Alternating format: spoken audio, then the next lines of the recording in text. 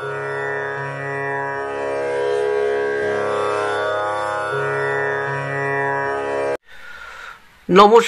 শ্রোতা বন্ধুরা, আজকের যে রাশিটি নিয়ে আলোচনা করব মেষ রাশি। আগামী সপ্তাহে রাশিফল নিয়ে আলোচনা করব। আগামী সপ্তাহে কেমন যাবে মেষ রাশির। আর এই মেষ রাশি হলো আমাদের রাশিচক্রের প্রথম রাশি, আর এটি হলো মঙ্গল গ্রহ দ্বারা শাসিত। এর উপাদান হলো অগ্নি। আগামী সপ্তাহ কেমন যাবে মেষ রাশির, সে কেমন তার পরিস্থিতি হবে ব্যবসা, চাকরি, বিভিন্ন ক্ষেত্রে আজকে সেই নিয়ে আলোচনা করব।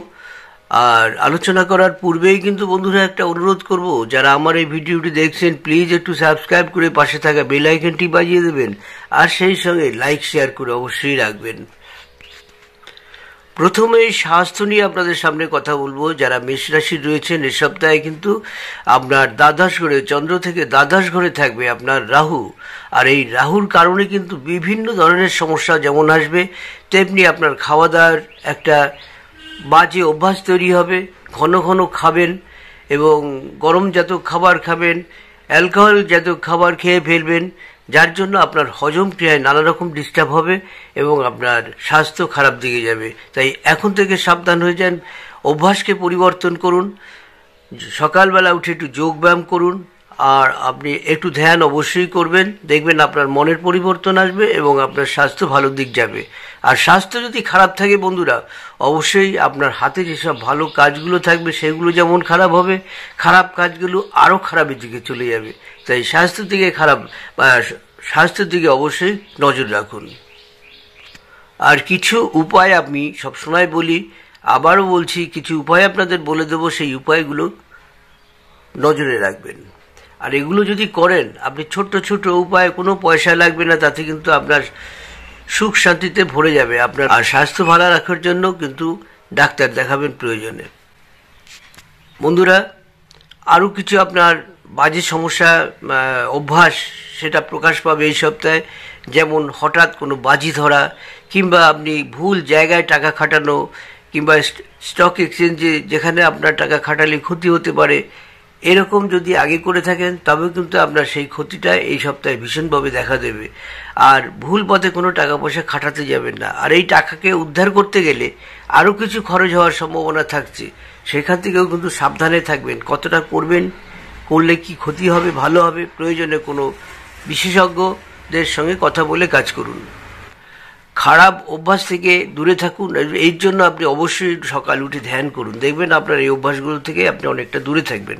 আর কিছু আপনাকে শেষ সময় আপনাদের কিছু উপায় আমি বলে দেবো, সেই উপায়গুলো কিন্তু করবেনই বন্ধুরা এ সপ্তাহে, তাহলে অনেক ভালো থাকবেন। কেননা যেসব ঘটনা আমাদের জীবনে আসে না, তা কিন্তু ঘটেই যায়। তার সেইগুলোকে কিছু নিবারণ আমরা করতে পারি তার উপায় দিয়ে। পুরোটা পারা যায় না, অন্তত 20% আপনাদের থেকে যাবে। তবু যদি সতর্ক থাকেন, সেখান থেকে আপনি অনেকটা বেঁচে থাকবেন। বন্ধুরা, এই সপ্তাহে পরিবারের সাথে বাইরে গিয়ে কিছু খাওয়া দাওয়া করার সম্ভাবনাও রয়েছে, অথবা কোনো নাটক, নভেল, সিনেমা দেখার ইচ্ছা আপনার মনে জাগবে।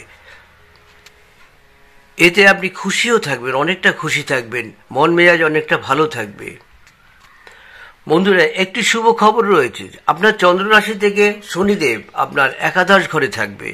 আর একাদশ ঘরে মানে কর্ম দেবতা হচ্ছে শনিদেব, আপনাকে নানা রকম দিক থেকে কিছু আয়ের পথ দেখাবে। এবং আপনার যারা প্রিয়জন রয়েছে তাদের মধ্যে কিন্তু কিছু উপহার বিনিময় হওয়ার সম্ভাবনাও রয়েছে।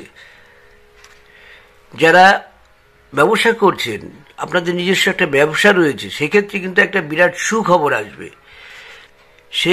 সেই খবরে কিন্তু আপনি অনেকটা আনন্দিত হবেন।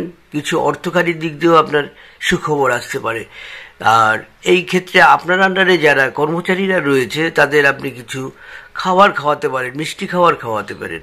আর সেই সঙ্গে কিন্তু আপনার মনে এটাও জাগবে যে কিছু টাকা তাদের মাইনের সাথে আমি বাড়িয়ে দেবো।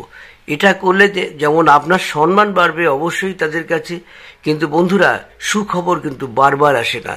সেই সুখবর বারবার আসবে না বলেই আপনি সাবধানে থাকবেন। খরচটা কতটা করবেন সেটা কিন্তু আপনি পিছনের দিকে তাকিয়ে নেবেন যে আমার পাওয়ার কতটা আছে। যে ভালো খবরটি আপনি পাবেন তাতে কিন্তু খুব আনন্দিত হবেন। খেয়াল রাখবেন, বেশি আনন্দ পেয়ে বিশাল কিছু করে ফেললেন, সেদিকে কিন্তু সাবধানে থাকবেন। এ সপ্তাহে কিন্তু আপনি একটা ব্যর্থতার সম্মুখীন হতে পারেন। আপনার আত্মবিশ্বাসের উপরে একটা চাপ আসবে, যার কারণে আপনার মনের উপরে একটা সংশয় চলে আসবে। আত্মবিশ্বাসের উপরে আপনার অভাব ঘটবে যেমন, তেমনি কিন্তু আপনার মনে খুব কষ্ট আসবে আপনার, কারণ আপনি একটা ব্যর্থতা, যেহেতু ব্যর্থতার মধ্যে পড়েছেন, তাই আপনার মনে ভীষণ কষ্ট আসবে, আত্মবিশ্বাসের উপরে আপনার ভরসা থাকবে না। তাই বলবো বন্ধুরা, না, ভরসা রাখুন নিজের উপরে, শক্তপোক্ত হবে, আবার ফিরে দাঁড়ান, দেখবেন আপনি ভালো থাকবেন। বন্ধুরা, উপায়ের মধ্যে প্রথমে একটি মন্ত্র 101 বার করে প্রতিদিন পাঠ করবেন। তাতে আপনার মনের দৃঢ়তা বাড়বে, আপনার মনের শক্তি বাড়বে, আপনি অনেক বিপদ থেকে মুক্ত থাকবেন। মন্ত্রটি হল ওং হ্রিং শ্রীং লক্ষ্মী নারায়ণায় নমঃ। আর একবার বলবো, ওং হ্রিং শ্রীং লক্ষ্মী নারায়ণায় নমঃ। এই মন্ত্রটি 101 বার প্রতিদিন সকালে উঠে মুখ টুক ধুয়ে নেবেন, ধুয়ে বসবেন, একমালা করতে পারেন কিংবা 101 বার করতে পারেন। প্রতিদিন করলে আপনি অনেক ভালো থাকবেন। বন্ধু, আরেকটি ছোট্ট টোটকা আপনাদের দেব, যে টোটকাটি আপনি করলে আপনারা খুব ভালো থাকবেন। প্রতি সোমবার বা বৃহস্পতিবার দান করলে সৌভাগ্য লাভ করবেন।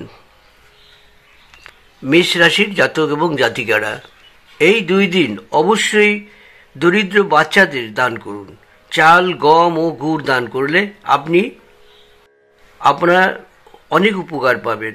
শাস্ত্রমতে এই রাশির শুভ রং হলো লাল। আপনার শুভ সংখ্যা হলো 16। আপনাদের শুভ দিন হলো মঙ্গলবার। বন্ধুরা, এগুলো মেনে চলুন, দরিদ্রদের দান করুন, আর ভীষণভাবে ভালো থাকার চেষ্টা করবেন। বন্ধুরা, এখানেই শেষ করব। আপনারা ভালো থাকুন, সবাইকে নিয়ে ভালো থাকুন।